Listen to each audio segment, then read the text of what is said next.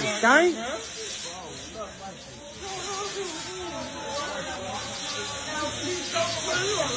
Alabama's prisons aren't correctional facilities, they're human warehouses, where dying is easier than being heard. What you're about to see isn't from some third world country or historical documentary. This is happening right now, in America, in a state that calls itself the heart of Dixie.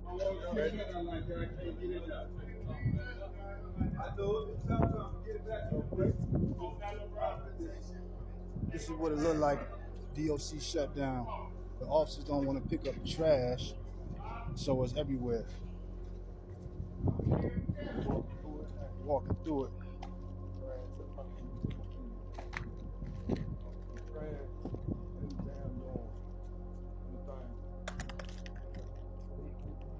is what happens when the inmates don't work. This is what happens. Shut down. We do more than they think we do. This is what happens. Police won't do nothing. Gotta watch. Touch I ain't gonna touch side. Yeah, so in order to film it, okay, you see how the camera is? Yeah. Like you say it's a whole bunch of maggots over there, so we want to film it. You gotta slide your body all the way to the gate so you can block the tire out. I got you. Yeah. All right, go ahead and film it. Right up on.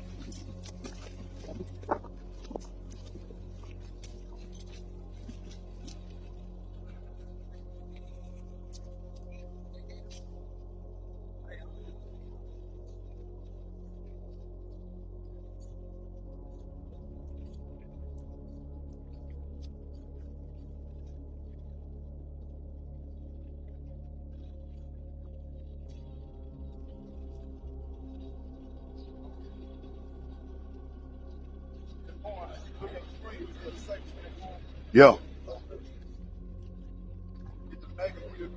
Yeah. And the trash. Got you. Okay, all right, I'll turn it on. Yep, they got this our living environment. Yeah. This our living environment. ADOC. This our living environment. They got it raining inside. And they just remodeled. That shit crazy. 325 people died in Alabama prisons last year alone. That's almost one person every single day. Not from old age, not from natural causes, from violence, overdose, and neglect so severe that federal judges called it a constitutional crisis. The nurses, what they doing? I come up here day in and day out trying to get my colostomy supply, but they won't give it to me. And so they created a hostile environment with me, with these inmates, because the inmates think I don't want to help myself. When it's the nurses sitting down right now with these boyfriends that come up there. But if you don't, I can't help it. Look how long I've been walking around here like this with feces on me. Who's gonna give it to me? You ain't gotta stop like this. Can I please have a bag? She said she gonna give you a bag with it. They gonna give you a bag. Look, man, she the only one that helped me. Miss Jones, the only one that really just give me type of help.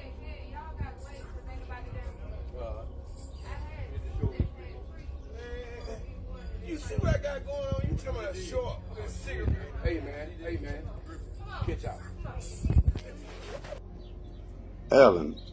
Alan, man, what is wrong? Why is I'm looking at your weight like you ain't eating or something wrong or you ain't getting proper food or nourishment. What's wrong with you, Alan? Dying. You dying? Yeah, come on up here a little bit closer. This cancer is killing me. The cancer is killing you. You clearly losing all your weight. I can see your veins like in your stomach area, man. I don't have anybody to help. You ain't got nobody to help you, and they still are not addressing your stage. You say stage 3 cancer. Right. And nobody on the outside is willing to help me.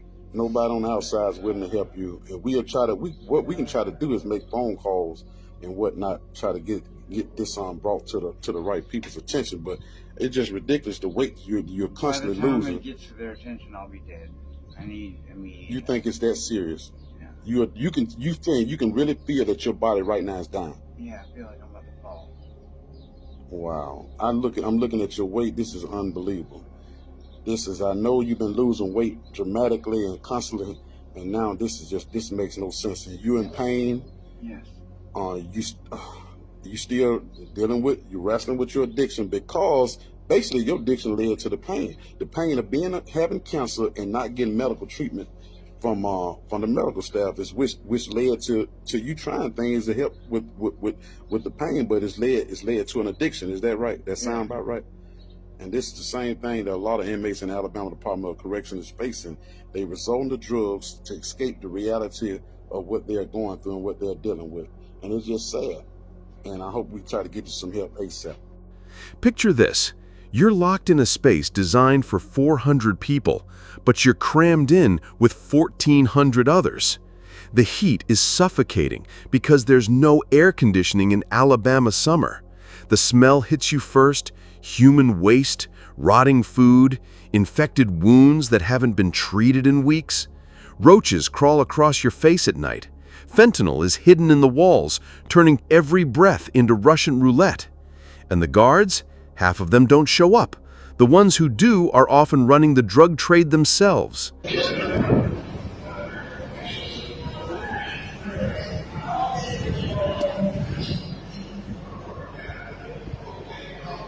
Sleep in the cube. Wow. Sleep in a cube. This is just insane.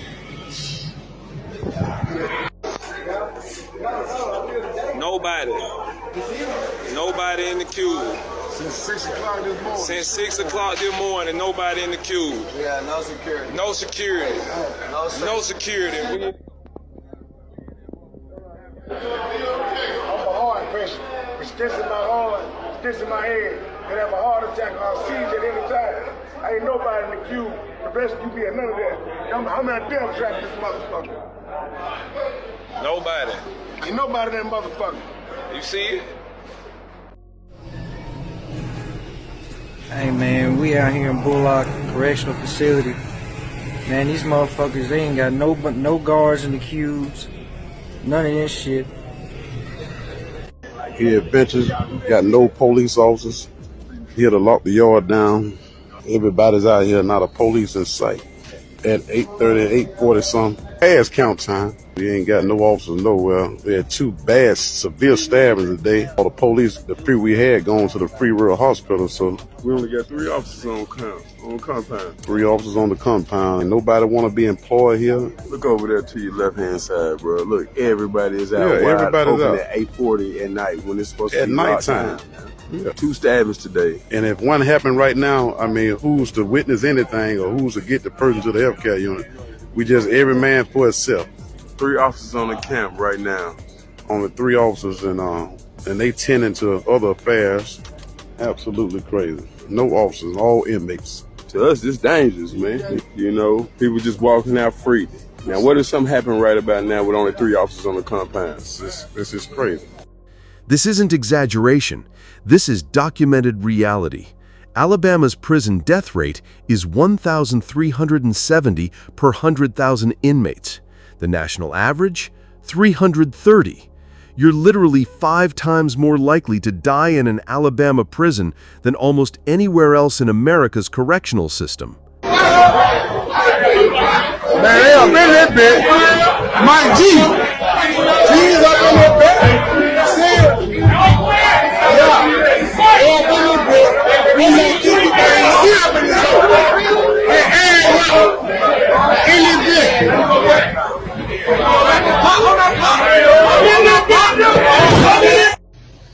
Yes, I'm at Limestone Correctional Facility, man.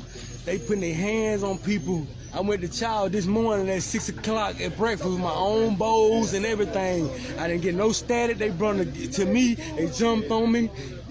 Look at my arm. Dang, it's fractured or broke. They gave me a sling to put it in. A lot of other inmates right here, dirty clothes, they slam me in the mud. A lot of other inmates right here with the same thing. They ain't got no way to get this message to the free world. So I'm asking that some justice be done, please, in the state of Alabama, man. Let it be known, goddamn, what you did. Only thing I did was walk around trying to make me a hustle because I don't get nothing from home. I went to the chow hall with my bowls from the dorm, bowls that I bought from the store. And they addressed me with static about nothing. I didn't get loud with them. I didn't do nothing wrong. Miss Lieutenant Sergeant Morrison was the one that initiated the whole thing. But there were 5 more other guys that come out of the shift office and jumped on me. I told them I wasn't resisting the arrest. They kept saying, stop resisting the arrest. How's I'm resisting the arrest in handcuffs? I didn't resist no arrest. Look at the knots on my head, man. Look at my face. Look at my eye. They jumping on me everywhere around. There's officers doing this. This shit ain't right. Look at my clothes. I'm dirty. They wouldn't even give me no more clothes. Look at me, man. This what's going on in Alabama State Prison, man. And it's crazy. How can you get justice for something else and we ain't got no justice in here? People lives in danger, man. You know what I'm saying? This supposed to be a way to help people, not hurt. Please help me. You got people coming up for parole getting denied for nothing. They ain't even got no kind of violent cases. They getting denied. They ain't even give people chances. It's crazy in Alabama, man. I'm probably getting ready to leave next year. They took all my good time for nothing. 1,080 days worth of good time for nothing. Hey, in a way that you got a way to contact me, you want to get in touch with me or contact me, you can call my mom at 251-307-0887, and she's part of the state because she's trying to help me check on her son, but they won't even give information on her about me. Let me tell you about the food. Calling it food is generous. Imagine a gray brick of mashed up leftovers called Nutriloaf. Nobody knows what's in it. Could be yesterday's beans mixed with last week's cornbread and whatever else didn't get eaten. It causes diarrhea and vomiting so severe that inmates lose dangerous amounts of weight. The regular meals aren't much better.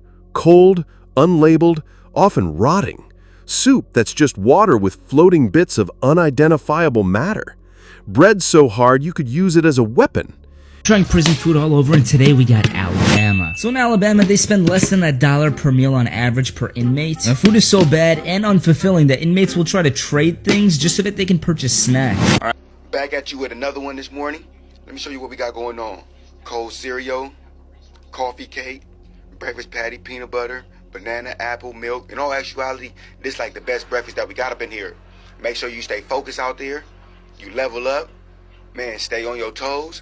And make sure you like and subscribe to the channel. If you got a request, jump in the comments and I'm going to show you what I can. Other than that, ask me first. Rain Man's cooking class in prison. Once upon a time, we're going to start this grill once again in Rainy cooking class. And once we, start the grill first. Let the grill don't want to start. I got to start the grill first to get my doggone fire blazing. Now the fire blazing, and I'm gonna cook me up some meat patty. And once the meat patty get done, look at it, get it fried, get that baby fried. Ooh, that baby get ready quick. Let me flip it over some already.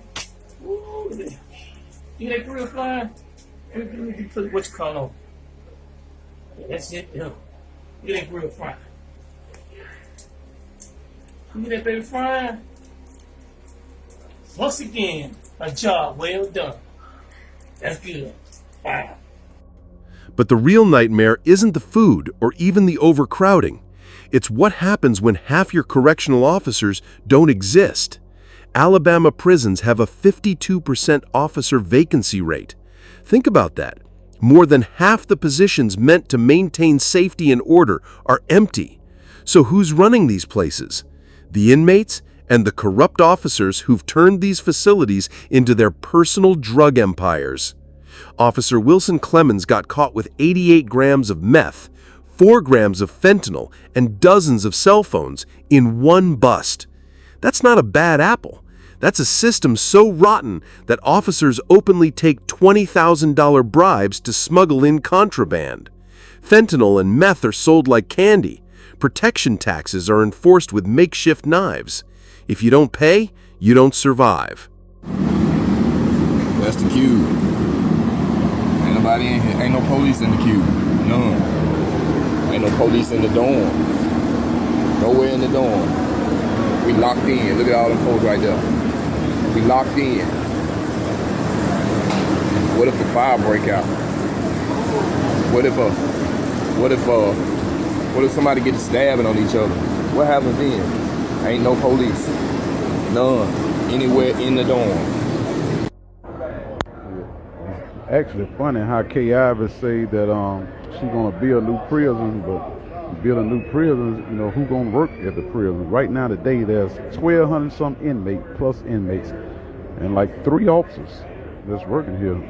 Absolutely nobody. If we had a medical emergency right now, we had no way to get any kind of help. There's absolutely no one here at this place. And one in the kitchen, and others are just absolutely no officers in this place. This is the cube. Absolutely no officers in this place. No officers in this prison. No officers in this place here, period.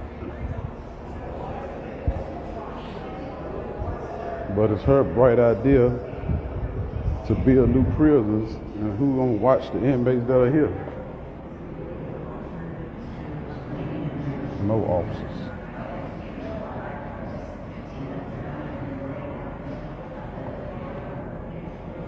No officers nowhere. No officers nowhere. No officers nowhere. 1,200 man prison with a host of dormitories and no officers nowhere.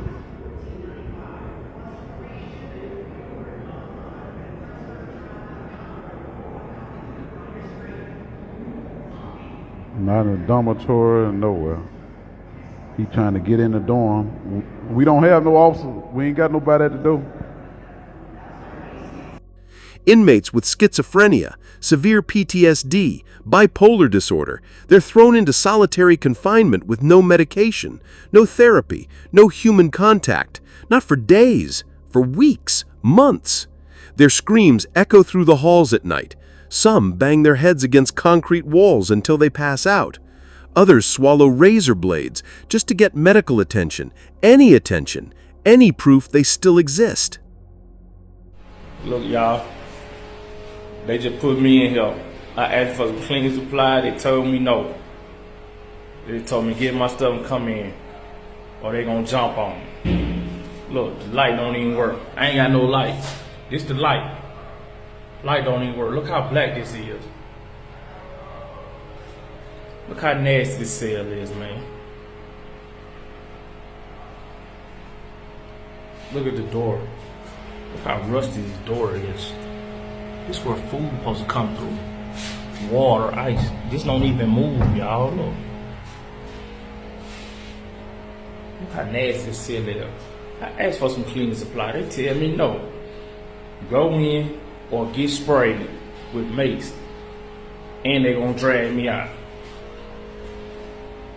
They won't give me nothing to clean the toilet out with. Look how nasty the toilet is. And look at this.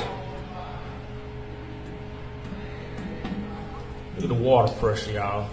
Look. This one don't even work. Toilet flush when they want to flush. Sad, y'all. Report this. The big air rat.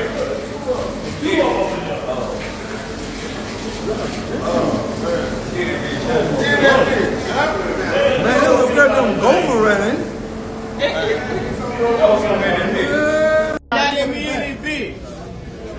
That nigga niggas in the back, he fucking yeah.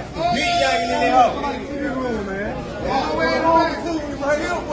This all the way around, man. Let us in there, oh, yeah. Y'all gotta feel that nigga in the back, man. Y'all gotta hold that nigga on. Yeah, that's what we doing. Go to the back. Go to the back. Hey, hold up. Hold up. Come right here. Hold on, go to the back. Go to the back. Go to the back. Go on. You gotta probably go that way. Stretch your arms out. Go to the back.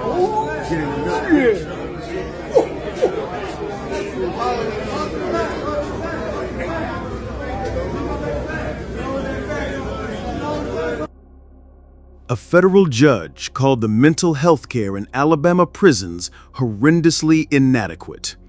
That's legal speak for criminal neglect.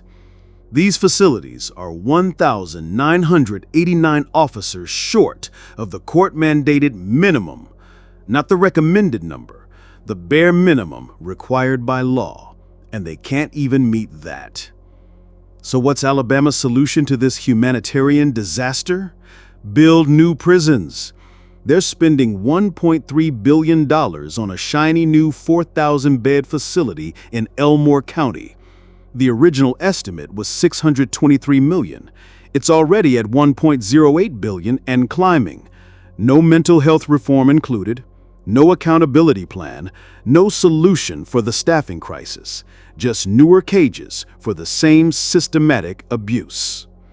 I'm so disappointed in Alabama right now. Just came out that prisoners in Alabama are essentially being forced to work at McDonald's and some other privately owned companies. And if the prisoners decide that they don't want to go to work for these companies, they will face possible punishments such as being denied family visits, being denied early release. Now, these prisoners are not only given minimum wage, they also have deductions taken out of their paychecks just for them to have the opportunity to even go to work. It's estimated that Alabama has profited about $250 million since the year 2000 due to both the deductions from these prisoners' paychecks and the contracts that the prisons make with the companies that the prisoners work for. Now, as a lifetime Alabama resident, I am not happy with this at all. And our governor in Alabama, Kay Ivey, she is all for this. I mean, she literally has a $1 billion prison being named after her. It's being made in the county that I actually grew up in my whole life. And in the report, some of the prisoners were actually contracted to do work at the governor's mansion. Now, all that just makes me really sad because stuff like this holds Alabama back from becoming a great state. I mean, if you go look at a list of states, Alabama is last place in almost everything that you can be last place in.